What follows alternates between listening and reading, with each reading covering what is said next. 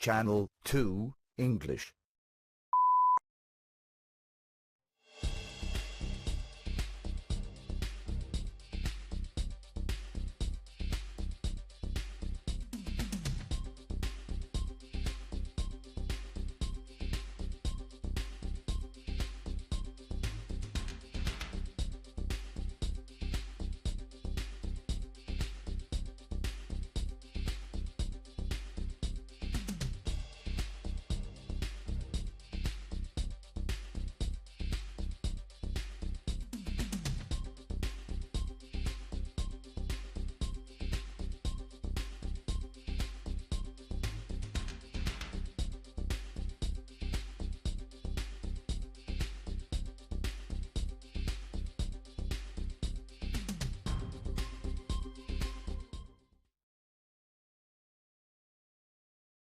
Channel 2, English.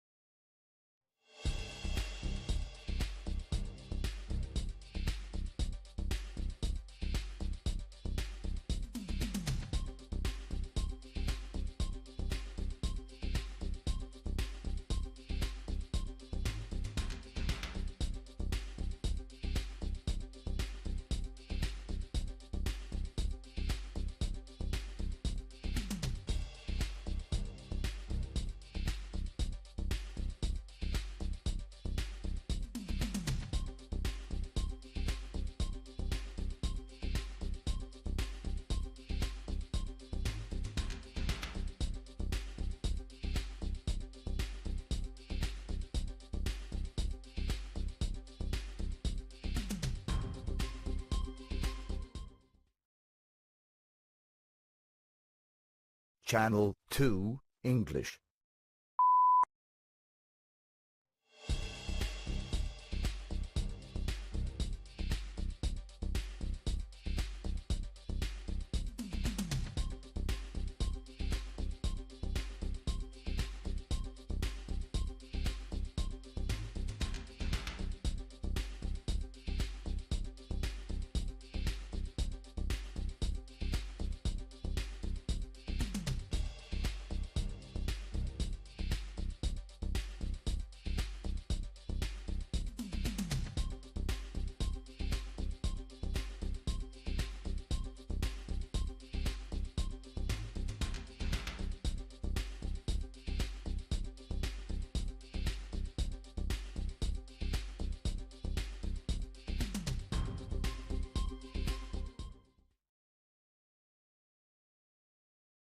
Channel 2, English.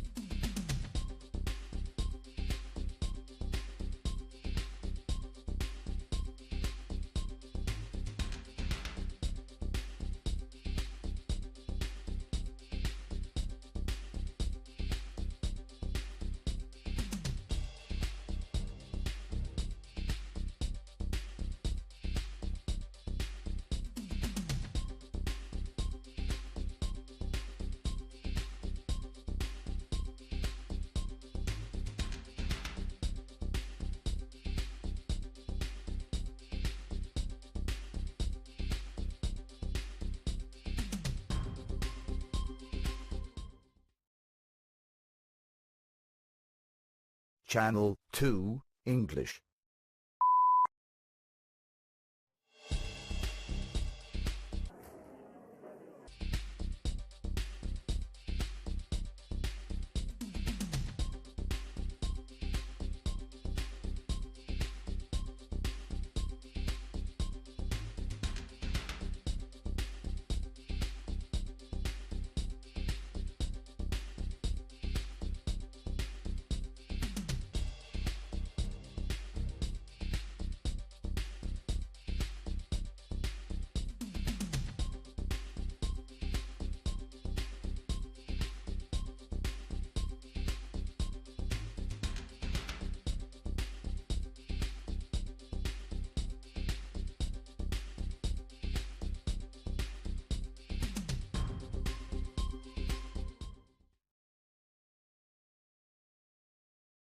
Channel 2, English.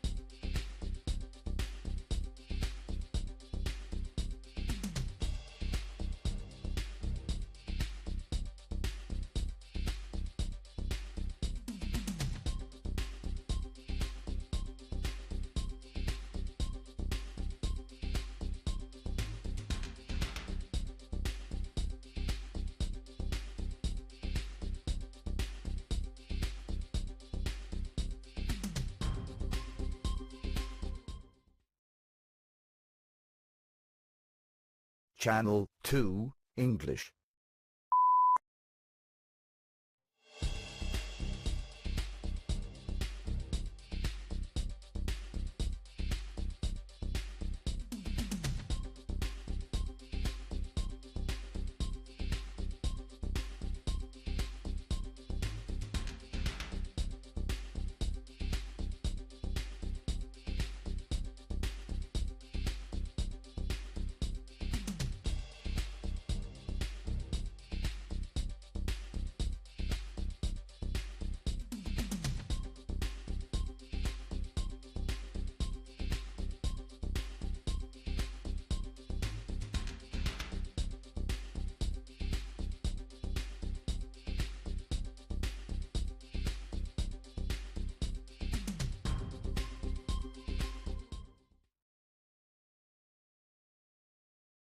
Channel 2, English.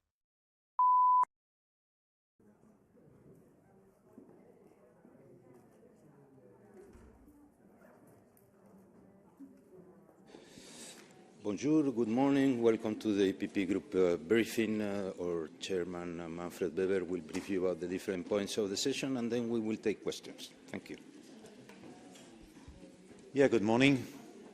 Thanks for your interest today. Welcome back after hopefully a good summer. We have 9 months in front of us until the European elections will take place. That means we will have 2 priorities. One is the legislative work here on the European level, so to deliver on the open pending files. And the second is the preparation for the campaigning in front of us. And you know, before that, as EPP, we also face some challenges on national level with the elections in Slovakia, Luxembourg, the Netherlands and Poland. So important months in front of us. Obviously, this week is dominated by the State of the Union speech, the last State of the Union speech before the European elections. For me, the main message of this week is that we are as Europeans together stronger. We need more optimism to solve the open questions on the table. We can refer to what we did in the last 4 years about COVID, about the question of Ukraine, the EU membership, about climate change policies. We did it together, and we are proud about this. And this kind of optimism, what we as Europeans together, under the leader of Ursula von der Leyen, what we did there is a big achievement and gives a proof that together we can do it. Together we are stronger. Last week we had a youth event in Brussels where around 1,000 young people from all over Europe were in Brussels to discuss about the debate, about the questions on the table. And that is also my sense after all the talks. It is the first generation which will probably have less economic and personal perspectives than the previous generation. So there is a kind of a bad feeling towards the future. And that's why one priority on content for us as EPP is that we have to give a perspective for our economy. So we need competition in the center of the debate. That is also what I will say tomorrow in my contribution. Inflation is key. It's also, especially for the poor in our society, a key question. That's why competitiveness, economic strength, industry policy, SME, less bureaucracy and more trade is one of the key priorities to giving an answer about a positive perspective. And the second priority I want to mention is migration. We are still not ready as Europeans to have a common understanding, but we have a chance to do so in autumn. You know the situation that in a lot of cities and villages and regions in Europe, we reached the reception capacities. So we have a huge problem to welcome everyone in a good way. And that's why migration must be the second priority for the end of the mandate. I want to see the partnership agreement with Tunisia, that this is becoming really reality and alive. Both sides must benefit from this agreement, but I expect also that the numbers of illegal crossings in the Mediterranean are going down. And the second thing in this regard is the legislative migration pact. You know about the details. There we have a huge opportunity, even a moral obligation to solve the migration challenge in legal terms on European level. It would be great to see that all European leaders, Scholz, Macron, Ursula von der Leyen, everybody goes out next year and can tell the Europeans we found a solution. So we have a common understanding how to manage migration flows in the future. That would help a lot to stabilize the center. And finally, just to mention this, you know that we have also on the Green Deal a next chapter in front of us. First of all, I want to underline again that EPP voted for 32 out of 34 Green Deal files. So only on nature restoration law and on the combustion engine we had a different opinion on content. But we are proud about what we did there and we are committed to deliver now. But this next chapter now means for us to deliver now on the deal, so on the business case. I want to see that European products are benefiting from this development and not, first of all, Chinese products. And we have a global responsibility. You know, we have now a new commissioner responsible, or in front of us after the hearings, is Wopke Hoekstra, a new commissioner. And there I want to underline that from now on, our global role is in the center. So we did a lot on climate change, but we have to convince now the rest of the world during the COP28 negotiations. So that is the issues on the table currently. And again, for us, the State of the Union is first of all a message of we can do it together as Europeans. If we are united, we are strong. Questions? Who wants to start? Catherine. Merci, thank you. I have a question on green energy, Green Deal, because apparently China doubled its consumption of coal to produce solar panels. So how to ensure that while pursuing this program in Europe, there is no rise of coal use in the world? The best would be to arrive to a global ETS system where we have a common understanding how to manage CO2 emissions and give them a price. That would be the best. And again, it's a confirmation, as you reported on this concrete case about coal in China, coal consumption in China. It's a good example to say that now, from now on, we have to invest much more on this level of a global ambassador on climate change from the European Union, and that is exactly the role of Wopke. But maybe Europe should ensure that in production of these panels, the coal is not used to refuse to buy products which are produced in such a barbaric way, because it's even twice polluting than previously. Well, let's have a look on this concrete case. Again, what we have to do is to go now on global stage, so that is important. Thomas Kutschka, Frankfurter Allgemeine Zeitung. Since there's translation, I'll ask in German. Herr Weber, zum Migrationsabkommen. Mr. Weber, on the Migration Pact and the agreement with Tunisia, two questions on that. How do you explain, first of all, that since the agreement was concluded, the numbers have risen so sharply? And secondly, what is the necessary prerequisite for resources to flow? I mean, will numbers have to come down first, or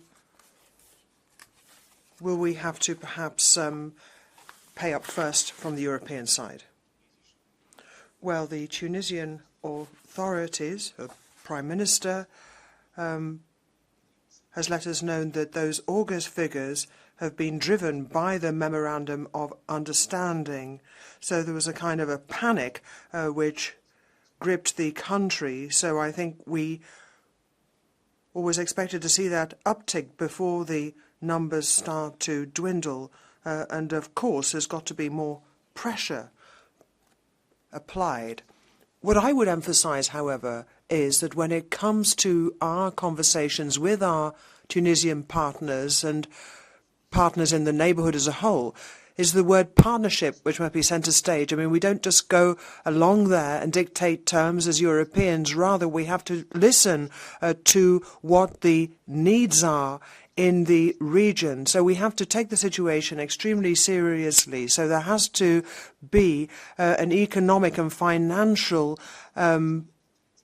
offer. There's going to be an investors' conference at the end of the year. You'll know that that is part of the Memorandum of Understanding. So we're going to try and win international donors for Tunisia. And we have to take that seriously. That's the only way a partnership is ever going to work. We have to treat one another with respect. That is extremely politically important. And certainly I believe that that is what occurred in the case of this MOU.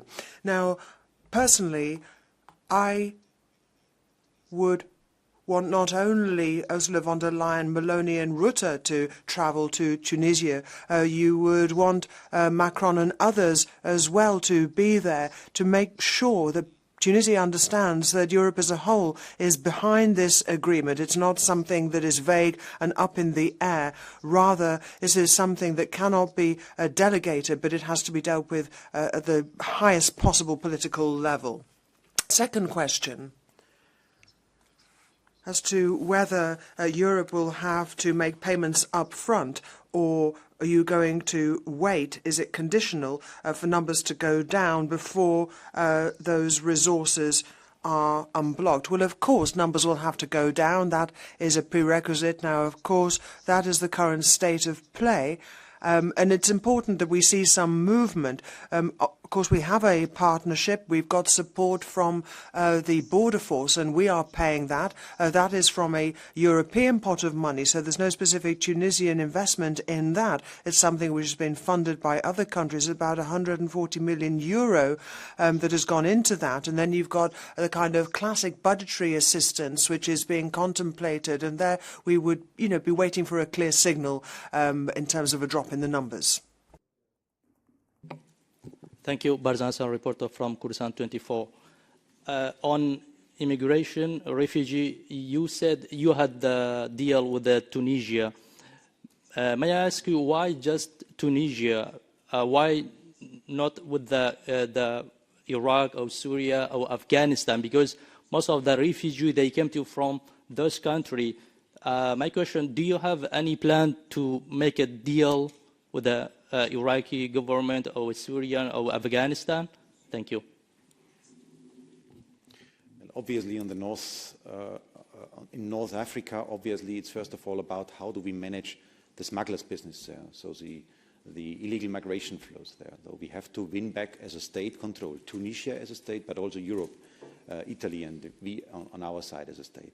So the state decides who is arriving in Europe and not the smugglers decide who is arriving in Europe. That must be the principle behind. And that's why the direct talks with our direct neighbors is fundamental.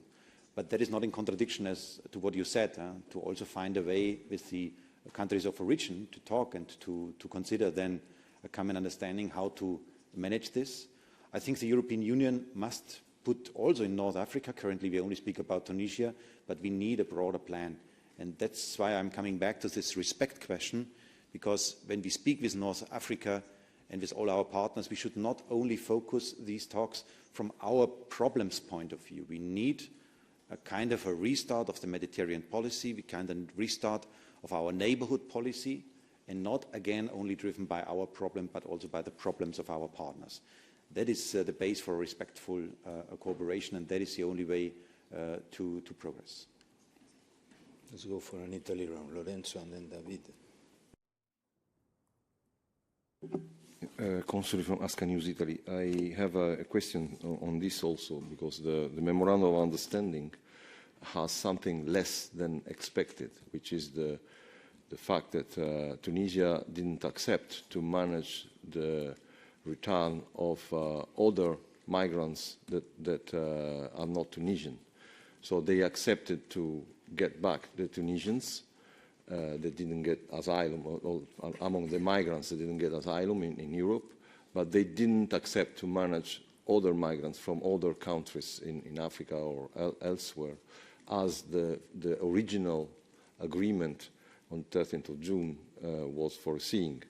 Is that not a problem? Because Tunisians are only a small part of the migrants that arrive to Europe. What's happening with all the others? What's happening with all the other returns that should be managed by who? Thank you. The memorandum of understanding is urgently needed, but it's not perfect. That's clear. And my advice is, my political direction would be, let's do this first step now. Let's build up trust among each other. So that is we have nothing better on the table. So that is what we shall do now, what we should do now. And when I reflect what I got as response in my long meeting with President Zayed, I also want to underline that things changed in Tunisia towards, yes, there is a readiness to work together with us Europeans. That was not the case months ago. And that's why we have now a chance to do it together. Let's use this chance. So my appeal is, let's implement what we have now on the table, and probably next year we can discuss an upgrade about this. I would also consider that on the Commission side we have to consider, let me say, a better coordination about the people who are working with the countries of origin. We have on the one hand the asylum perspective, the refugee perspective, managed by the responsible commissioner, but also Vice President Chinas. Then we have Borrell, then we have Verheilen, so the question of readiness to work with a neighbor, and we have the humanitarian aid perspective. So we have different, let me say, boxes, and until now I don't see too much coordination when we are approaching the countries where the refugees are starting. So to get better readmission agreements, because that must be in the center.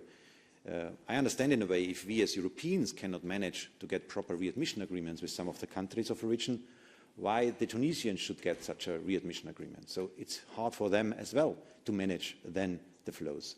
That's why Europe has to speed up on these readmission agreements with a package approach. Yes, thank you. Just a clarification from my part, if I may, because you mentioned the data of last week, but tonight almost 200 people arrived from Tunisia in Italy.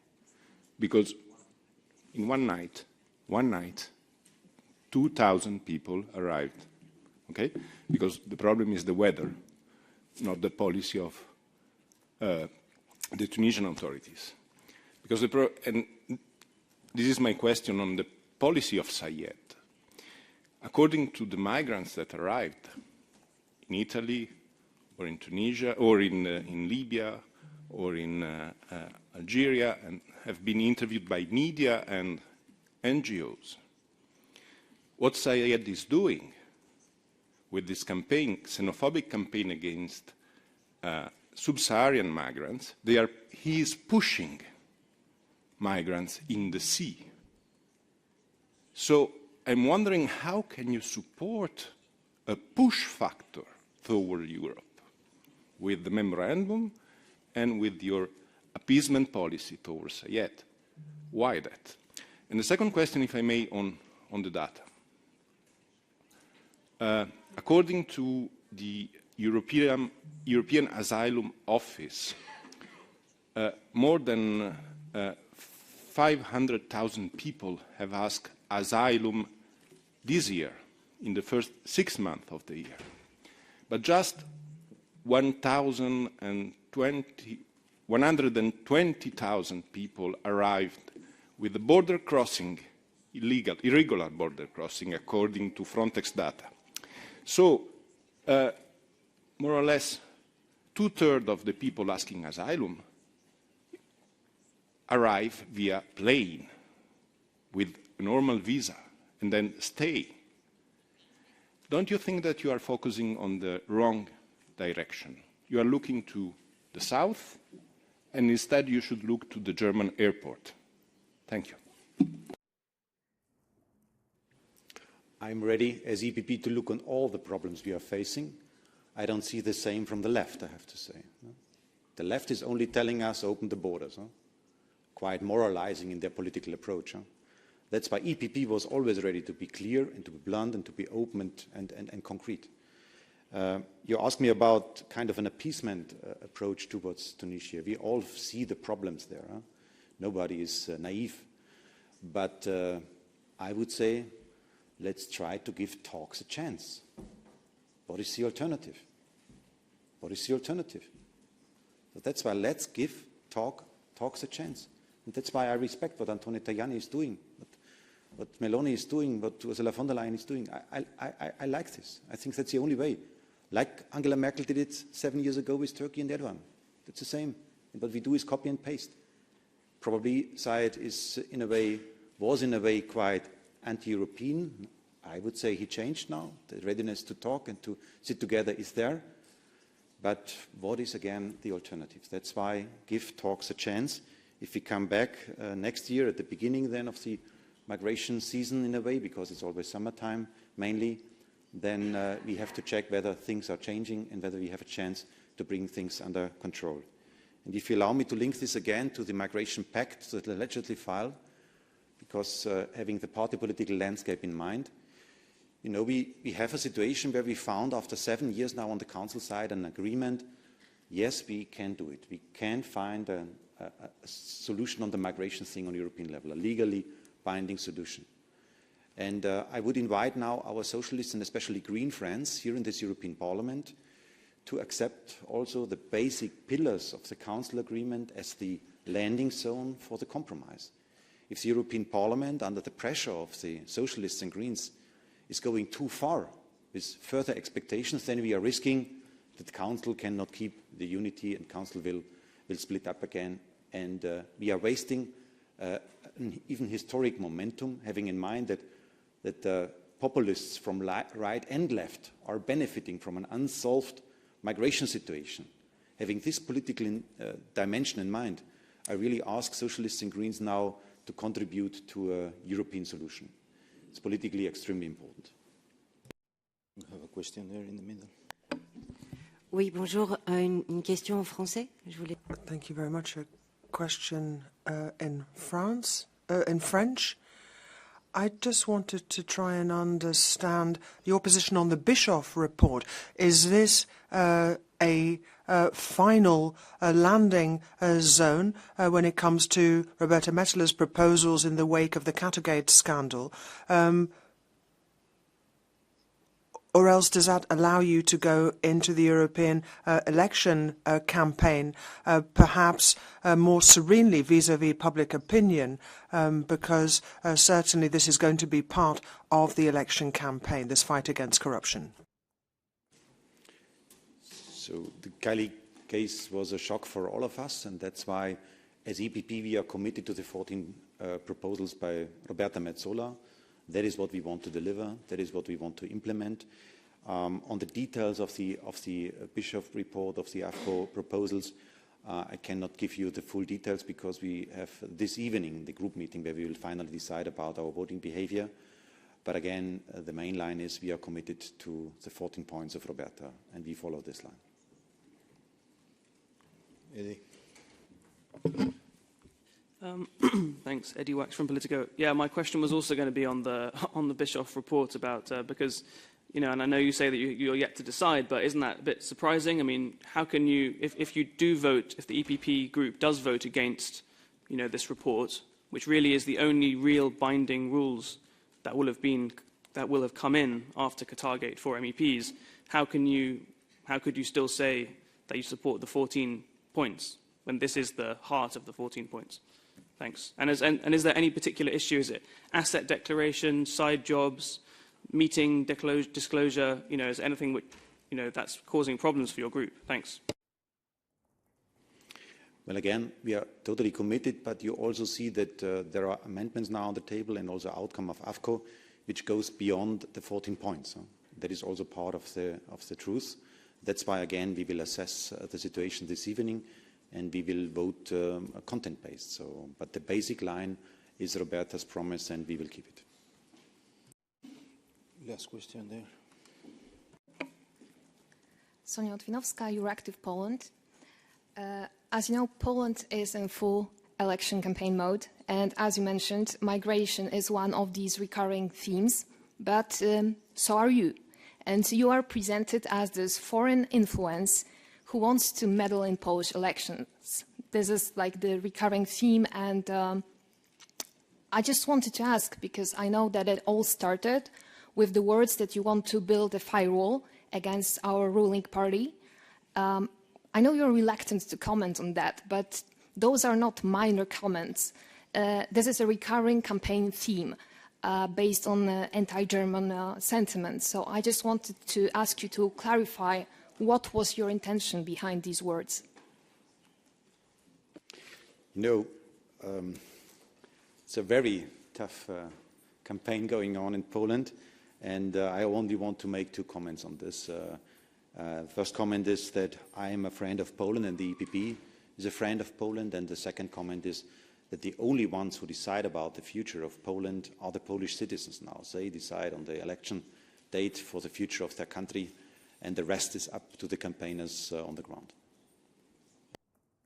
We don't have time for more. Thank you very much, and see you next month.